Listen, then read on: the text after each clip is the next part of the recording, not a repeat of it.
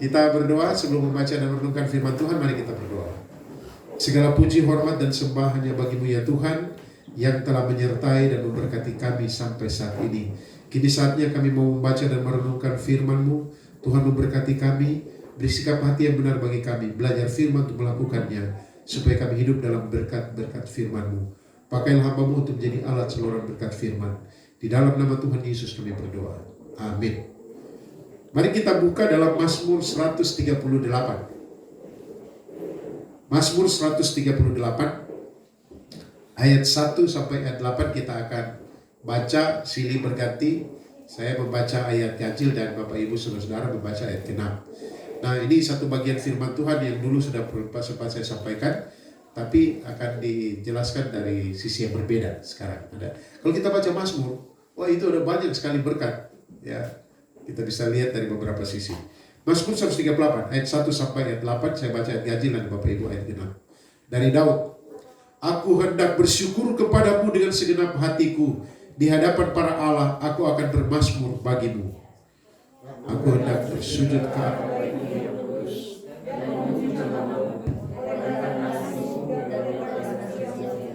sebab kau buat namamu dan janjimu melebihi segala sesuatu. Pada hari aku berseru, engkau pun menjawab aku. Engkau menambahkan kekuatan dalam jiwaku. Semua raja di bumi akan bersyukur kepadamu ya Tuhan, sebab mereka mendengar janji dari mulutmu. Mereka akan menyanyi tentang jalan-jalan Tuhan, sebab besar kemuliaan Tuhan. Tuhan itu tinggi, namun ia melihat orang yang hina dan mengenal orang yang sombong dari jauh. Jika aku berada dalam kesesakan, engkau mempertahankan hidupku. Terhadap amarah musuhku engkau menggulurkan tanganmu, dan tangan kananmu menyelamatkan aku. Tuhan akan menyelesaikannya bagiku. Ya Tuhan, kasih setiamu untuk selama-lamanya. Janganlah engkau tinggalkan perbuatan tanganmu. Demikian jauh pembacaan firman Tuhan. Terpujilah Tuhan Yesus yang punya firman. Bapak Ibu Saudara yang saya kasih dalam Tuhan, ketika kita membaca Mazmur ini sangat menguatkan dan menghiburkan. Kita tidak tahu dan tidak dijelaskan kondisi Daud pada waktu menulis Mazmur ini dalam keadaan seperti apa. Tapi kita akan melihat dari ucapan syukurnya bahwa Daud, dia adalah seorang pribadi yang penyembahannya, ibadahnya tidak terhalang oleh sesuatu apapun. Nah, saudara-saudara saya kasih dalam Tuhan Yesus Kristus. Oleh karena itu, kita bisa melihat beberapa tema di situ, tetapi saya akan menekankan pada satu konsep yang berbicara tentang, kalau saya singkat bilang begini, tanpa batas. Tetapi sebenarnya saya akan membawa kita untuk memahami satu bagian firman Tuhan yang menjelaskan bahwa Tuhan satu-satunya pribadi yang layak menerima ucapan syukur. Tuhan satu-satunya pribadi yang dapat dipercayai, diandalkan, sehingga kita harus menaikkan syukur kepadanya. Pertanyaannya, mengapa Tuhan satu-satunya pribadi yang layak untuk menerima ucapan syukur, yang layak dipercaya, diandalkan, sehingga kita mau bersyukur kepadanya? Saudara-saudara, ada 3 alasan, di mana 3 alasan ini berkaitan dengan kekuatan yang bisa membuat seseorang menyimpang, yang bisa membuat seseorang menyeleweng dari ibadah yang sesungguhnya.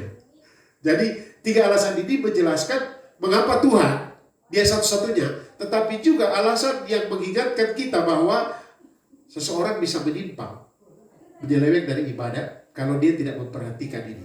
Kita lihat alasan pertama, ayat 1-3. Bapak Ibu Saudara yang saya kasih dalam Tuhan, alasan pertama, mengapa Tuhan satu-satunya pribadi yang dapat dipercaya lebih dari yang patut menerima ucapan syukur, oleh karena Tuhan satu-satunya pribadi yang dapat dipercayai mengatasi para Allah lain.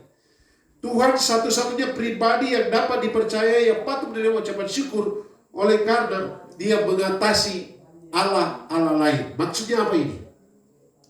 Maksudnya para Allah yaitu, kalau saya melihat terjemahan di sini ada beberapa terjemahan, ada yang menerjemahkan para hakim, para malaikat, para petinggi. Tapi kita bisa lihat juga ayat 3 bicara ayat yang ke boleh dari ayat yang keempat, raja di bumi. Tetapi yang dimaksud di sini, saya lebih setuju bahwa para Allah lain di sini ialah berhala-berhala. Yang dimaksud di sini adalah ilah-ilah lain. Seperti di Keluaran pasal 20 kan bilang, jangan ada padamu Allah lain di hadapanku.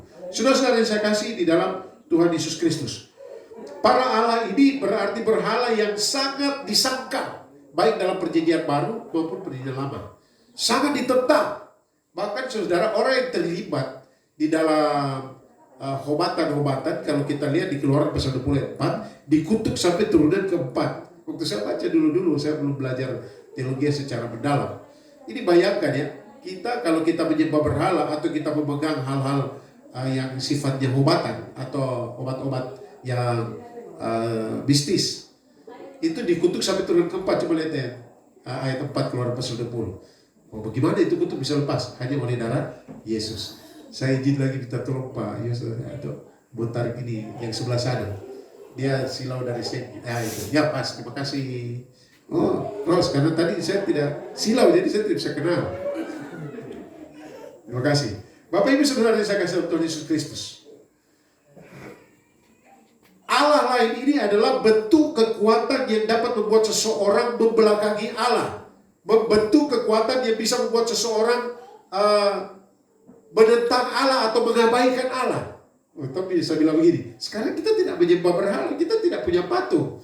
Tapi sekarang berhala yang paling kuat adalah HP, handphone. Bukan handphonenya, tetapi mungkin aplikasi apapun di situ. Bahkan orang sementara ibadah perjamuan, ya kami lagi perjamuan sekarang ini, secara langsung. Gimana? Saya juga bingung lihat macam seperti itu. Tidak, dia ikut atau tidak? Ini sakramen atau apa? Bingung juga saya. Ya, kecuali mungkin kita yang di pantai lalu ya dari Jawa dan Surat, tapi tidak secara langsung juga mungkin tidak tahu ya. Tapi ibadah seperti itu. Atau saudara-saudara, di saat-saat tertentu kita lebih memprioritaskan hal-hal tersebut. Ini kan agak sulit ya. Kita memprioritaskan yang bukan Allah. Nah, kita lanjut. Tetapi pengalaman Daud, akan tetapi pengalaman Daud, dia mengatakan Tuhanlah satu-satunya yang dapat dipercaya diandalkan. Mengapa? Kita perhatikan di ayat selanjutnya. Karena Tuhan itu penuh dengan kasih setia. Ayat yang keberapa itu? Ayatnya yang ke-2 bagian B. Oleh karena kasih setiamu dan oleh karena setiamu.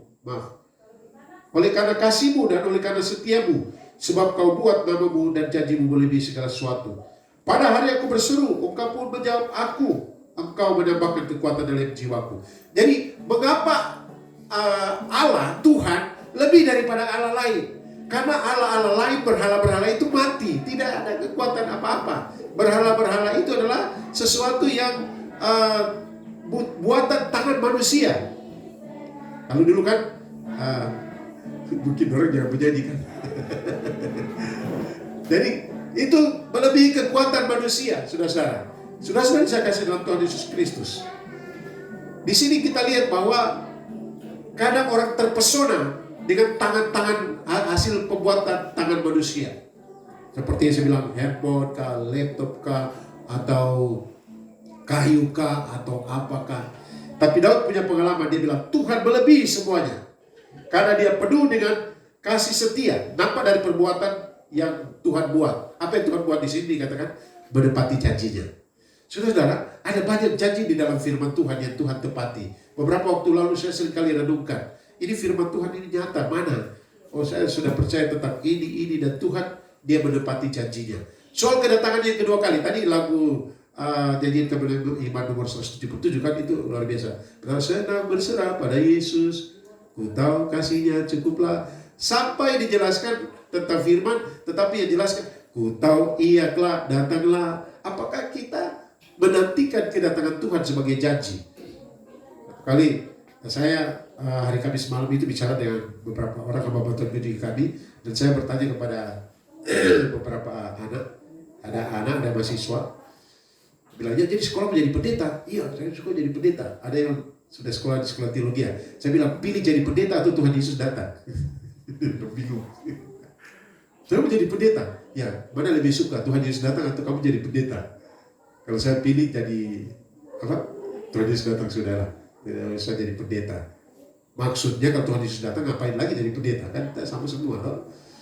Artinya saudara-saudara, artinya bahwa janjinya itu pasti digenapi. Ini persoalannya di tahun 2023 banyak, wah ada akan jadi ini, akan jadi ini. Kita percaya bahwa Tuhan menepati janjinya. Kalau dia berkata, aku sekali-kali tidak akan meninggalkan engkau, itu berarti janjinya untuk jadi penyertaan. Toh.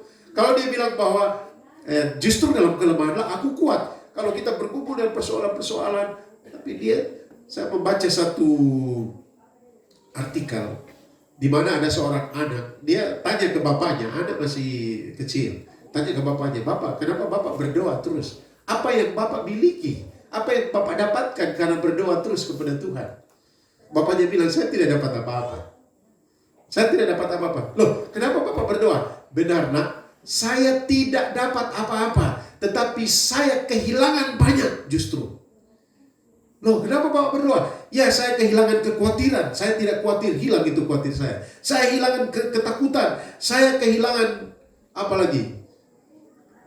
Kesombongan. Saya kehilangan biasa. Saya marah seperti singa. Hilang. Anaknya baru paham.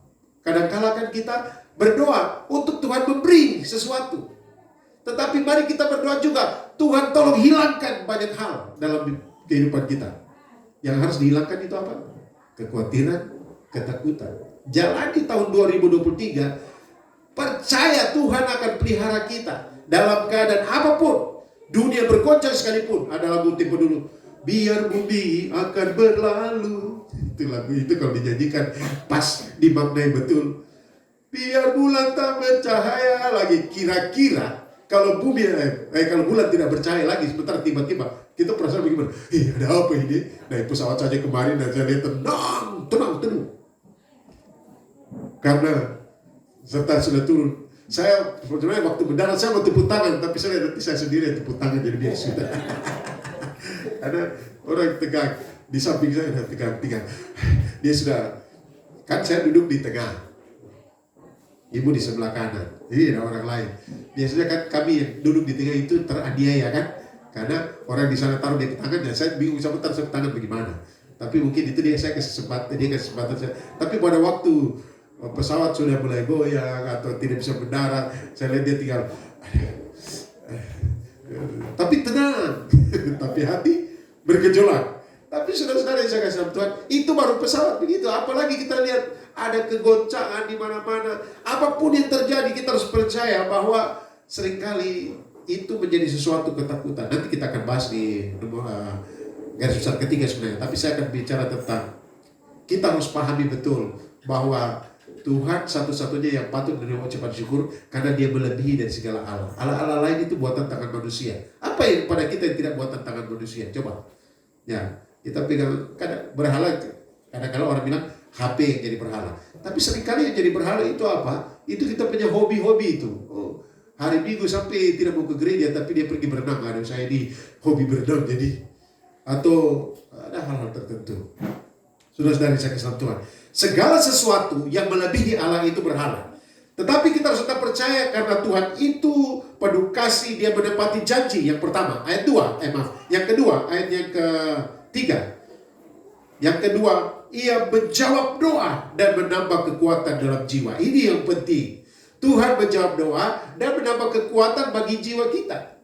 Saudara-saudara yang saya kasih dalam Tuhan Yesus Kristus, dalam pemeriksaan kesehatan saya, pada waktu mulai diperiksa, dan namanya echo, saya duduk tenang, saya senyum-senyum, saya bilang dalam hati Tuhan luar biasa ya.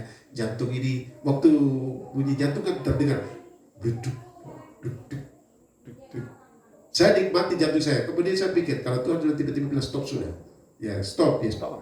Tetapi saudara, yang ada di dalam pikiran saya adalah Tuhan kau ajaib. Luar biasa. Tidak mungkin, teori evolusi saya tidak percaya. Oleh karena ini, tidak mungkin semua teratur secara luar biasa. Tidak mungkin. Alam raya kita lihat. Ini kalau bumi sedikit dekat ke matahari, maka itu tandus semua terbakar. Sedikit jauh, semua. Kita juga, kalau mata kita agak-agak sedikit, maka kita jalan terputar. Atau coba bayangkan kalau mata kita ditaruh di sini kanan, atau terjadi sebaran mata. Jadi kita akan jalan seperti ayam. Oh, jalan sombong terus tiap hari. Tapi Tuhan atur. Bayangkan kalau telinga menghadap ke atas semua. Itu berarti teratur, Tuhan sudah bikin semua. Kalau telinga menghadap ke atas semua apa? Tempat tampung air kapan? Kalau hujan. Tapi banyak orang tidak percaya, saudara. Banyak orang lebih percaya pada katanya dalam hasil-hasil penelitian. Tapi saya mau tanya, uji karbon semua dan berkaitan dengan ini. Saya juga suka baca buku The Original Species itu. Memang ini kan cuma perkiraan jutaan tahun lalu katanya. Dan Alkitab mengatakan bumi belum sampai 10.000 tahun. Sebagian penafsir bilang sudah jutaan karena ada namanya gap teori. Saya tidak membahas ini karena bukan kelas teologi ya. Tapi saya akan membahas karena ingin mengatakan bahwa Tuhan menjawab doa. Dan yang kedua, dia menambah kekuatan pada jiwa kita. Ketika kita lemah, dia menambah kekuatan. Saya pada waktu di pesawat kemarin, apakah ada rasa takut? Ya, di hati yang terdalam ada. Tapi yang muncul dalam pikiran saya adalah firman Tuhan. Yang selalu ini yang namanya rema. Pada waktu itu saya sambil main game, muncul firman Tuhan yang mengatakan Allahku akan. Kemudian muncul lagi. Atau kemudian pada waktu saya dites jantung saya tek tek tek, firman Tuhan mulai muncul. Engkau perbuatan tangan Tuhan itu ajaib, dahsyat, ya kan? Jadi firman Tuhan yang kita dengar, uraian firman Tuhan yang kita dengar, ketika kita dalam pergumulan dapat kekuatan dan ingat itu namanya rema. Nah, saudara, makanya kalau dengan firman Tuhan kita fokus, atau kalau kita baca firman Tuhan ada saat tertentu itu menambah kekuatan bagi jiwa kita. Tuhan menambah kekuatan bagi jiwa kita. Itu yang pertama. Yang kedua, alasan yang kedua, Tuhan satu-satunya pribadi yang dapat dipercayai sehingga dia layak untuk menerima syukur. Oleh karena apa? Dia lebih dari para penguasa. Dia lebih dari para penguasa. Bagian ini para penguasa dikatakan sebagai raja bumi. Semua raja bumi, kita perhatikan ayatnya yang ke-4. Semua raja bumi akan bersyukur kepadamu ya Tuhan. Mengapa raja bumi atau penguasa akan bersyukur? Sebab mereka mendengar dari mulutmu. Sebab mereka mendengar janji dari mulutmu. Mereka hanya dengar janji. Mereka bersyukur. Dan penguasa bumi, saudara, dijelaskan di sini bahwa ketika para raja bumi, di saat para penguasa melihat, mendengar, menyaksikan perbuatan Tuhan, apabila mereka menyaksikan penggenapan dari janji Allah, mulut mereka akan bersyukur. Mereka terpesona. Banyak dalam dalam Alkitab, saudara. Misalnya pada waktu Daniel dibuang di kandang singa, Raja Darius kan dia, aduh kenapa? Tapi dia tidak bisa tidur, tidak mau dihibur. Pagi-pagi dia mulai, Daniel, apakah Allahmu telah menolong engkau? Dan dia bilang ya, dan dia memuji Allah. Ya, Pak? Ini orang kafir, orang tidak kenal Tuhan, memuji Allah. Begitu juga peristiwa Sadrak, Mesak dan Abednego. Mereka memuji Allah. Nebukadnezar juga memuji Allah. Oleh karena apa? Ketika mereka menyaksikan kuasa Tuhan. Saudara, kita sebagai anak-anak Tuhan, Tuhan menginginkan kita di saat-saat tertentu dalam keadaan yang sulit di tengah badai. Tuhan ingin melihat bagaimana orang memuji Tuhan oleh karena mereka melihat kesaksian dari kita. Atau bagaimana kita bersikap. Orang dewasa rohani itu kan cuma lihat dari cara dia bersikap ketika ada masalah tuh. Apakah dia gerasa gerusu, apakah dia langsung berteriak, dia protes, atau dia tenang. Hanya dekat Allah saja aku tenang. Saudara-saudara yang saya kasih dalam Tuhan Yesus Kristus, pelajaran yang sangat penting di sini. Pertama, kita harus pahami ini. Para penguasa adalah pribadi-pribadi yang dalam otoritas Tuhan. Pribadi-pribadi yang ada dalam kuasa Tuhan. Artinya, mereka harus sadar bahwa Tuhanlah yang mengangkat mereka. Misalnya kita sekarang dalam jabatan-jabatan tertentu, harus menyadari bahwa Tuhan yang mengangkat, dan kesombongan yang bermuara pada penyangkalan akan kuasa Allah akan menjatuhkan mereka. Mulai sombong, aduh, ini karena saya kuat. Banyak kali kan ini sudah mau tahun politik ya, tahun 2023, pemilihan tahun 2024 awal ya. Oh, kita lihat mulut manis ya. Oh, mudah-mudahan anak-anak Tuhan yang maju betul-betul konsisten. Ketika Tuhan percayakan dia akan ingat terus bahwa saya ini diangkat atas izin dan kehendak Tuhan. Sehingga dia betul-betul harus menjadi alat saluran berkat. Jangan ada orang-orang tertentu pakai nama Tuhan kampanye juga. Tapi setelah jadi dia lupa Tuhan, bahkan setelah itu dia main-main dengan dosa setelah dia punya jabatan. Setelah dia dapat kedudukan. Parah itu kan. Saya khotbah di satu gereja beberapa waktu lalu, aduh ini terlalu keras ke apa? Tidak, ini bagian firman Tuhan ingin menjelaskan kepada kita bahwa apapun yang kita miliki, kalau Tuhan percayakan sesuatu, itu Tuhan yang, sehingga kesombongan tidak boleh ada dalam kehidupan kita ya. Itu dijelaskan di ayat yang ke 6 ya. Ayat 6. Coba kita baca sama-sama ayat 6. Ayat 6. 1, 2, 3. Tuhan itu tinggi, namun dia melihat orang yang hina. Dan Tuhan lihat orang hina dan dia kenal siapa orang sombong. Saudara-saudara, oleh karena itu kita yang kemudian itu kita kalau diberikan kuasa oleh Tuhan, diberi kepercayaan, ada kuasa, ada kedudukan. Tetapi kita yang biasa saja, kita harus percaya penuh kepada Tuhan, bukan kepada penguasa. Mereka alat saja semata-mata. Kalau Tuhan gerakkan nanti mereka, coba kita lihat saudara, pada waktu Salomo membangun Bait Allah, Tuhan menggerakkan raja-raja dari berbagai tempat untuk membantu. Karena di dalam kuasa Tuhan. Sehingga alangkah jeleknya sekarang ada banyak alasan bangun gereja, bikin proposal baru marontak lagi kalau belum dapat. Wah, ini bikin rumah Tuhan, rumah suci, tapi dihasilkan dengan desakan dan bahkan ada makian mungkin. Itu parah ya. Tapi tidak ada di sini. Tapi ada banyak yang seperti itu. Bahkan pakai nama Tuhan, setelah dapat dia pakai justru bukan untuk Tuhan, tapi dia pakai di rumah sendiri. Parah itu kan, bahaya kan tidak itu? Sangat bahaya itu, bahaya. Dia bilang, tapi saya sehat tidak apa-apa. Iya, memang sampai kau hidup mungkin tambah hebat, tambah luar biasa. Tapi nanti di pengadilan kita menjawab apa? Saudara yang saya kasih dalam Tuhan Yesus. Jadi jangan orang gitu ya. Saya itu dan kami keluarga anak-anak banyak kali kami berdoa untuk membutuhkan dan betul-betul membutuhkan. Ya, dia bilang kasih ini, ya, kita coba kasih permohonan. Kalau tidak dapat, tidak. Ya kita tidak dapat. Itu Tuhan, tapi Tuhan pakai cara lain, toh. Cara lain untuk tolong kita. Sehingga Tuhan saja, iya kita. Apapun yang kita lakukan, kita buat, misalnya kita harus buat rencananya. Memang kalau di sini kalau bilang proposal, pikiran kita selalu uang. Padahal proposal itu usulan proyek, apa yang harus kita lakukan, ya toh? Misalnya kita akan lakukan ini, kita buat, ini anggarannya seperti ini. Kita usulkan. Kalau ada orang tergerak untuk bantu, saya juga kalau ada kegiatan, misalnya kriket, bikin, dan sebelum nama-nama siapa, kita doakan nama-nama ini. Seandainya Tuhan tidak gerakan dia, jangan kita bilang, sudah kaya kita supili lagi, baru tidak bantu lagi. Ini gimana dia? Karena kalau orang Kristen membuat orang Kristen yang duduk dalam kekuasaan menjadi korupsi, karena apa? Kau paksa untuk minta-minta tiap hari. Ya toh?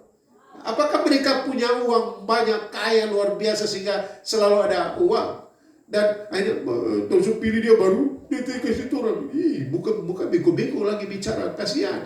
Kalau ada sekitar 100 orang yang datang seperti kita, bicaranya seperti itu, dia juga akan melakukan hal yang tidak benar, ya toh? Karena paksa dia. Tapi saudara, ada hal-hal tertentu yang kita harus pahami bahwa mereka adalah dalam kontrol Tuhan.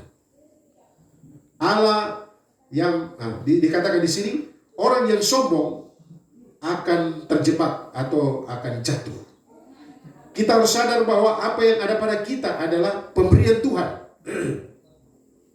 Kemarin di pesawat saya duduk dengan satu orang, kemudian kita bicara, wah ini kita di kampung, kami ini orang-orang sudah merantau, di kampung itu kebun-kebun sudah jadi hutan, tidak dipelihara.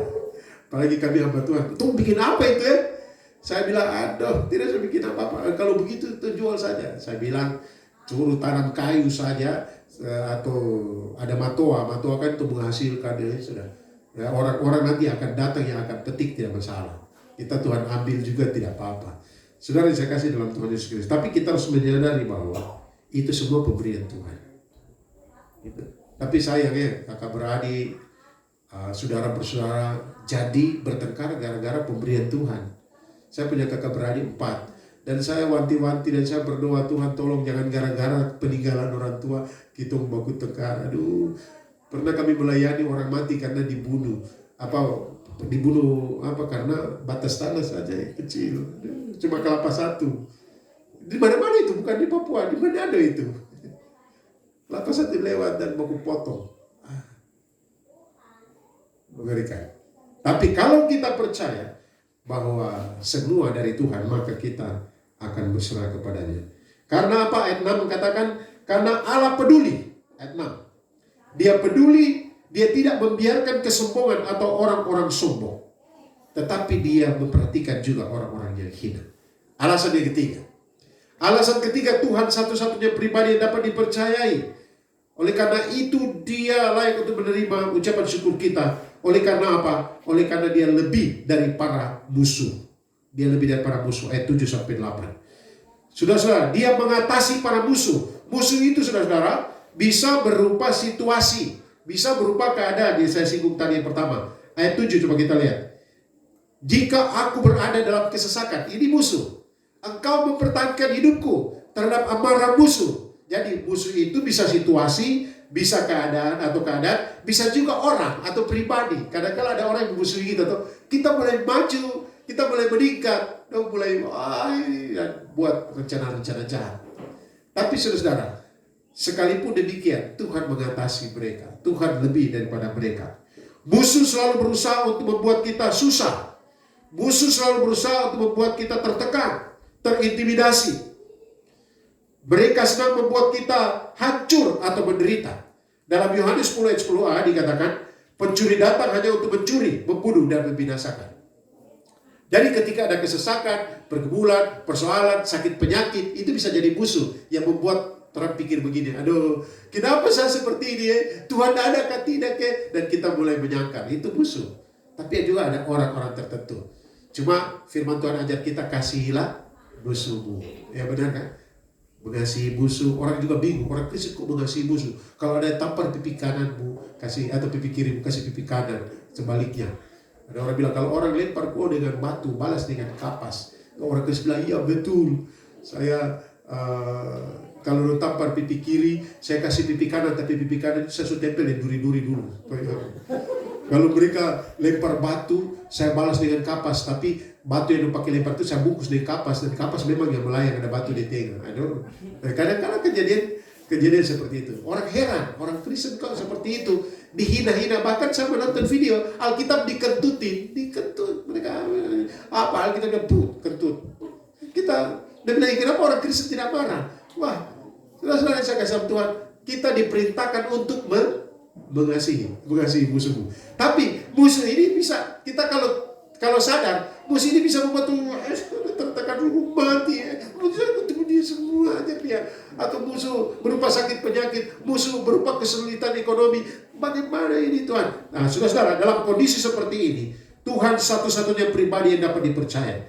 Karena dalam menghadapi musuh, dia akan dikatakan mempertahankan hidup kita. Dia akan mempertahankan hidup kita. Artinya begini, hidup mati di tangan Tuhan, dikuasai oleh Tuhan. Saya kalau di ambang kematian dari SMA, saya Tuhan tolong tidak masuk jurang. Padahal itu memang harus masuk jurang dalam. Di situ tidak pernah ada orang selamat kalau masuk di situ bawa kendaraan. Kemudian saya tabrakan. Saya pelayanan ke Arumi di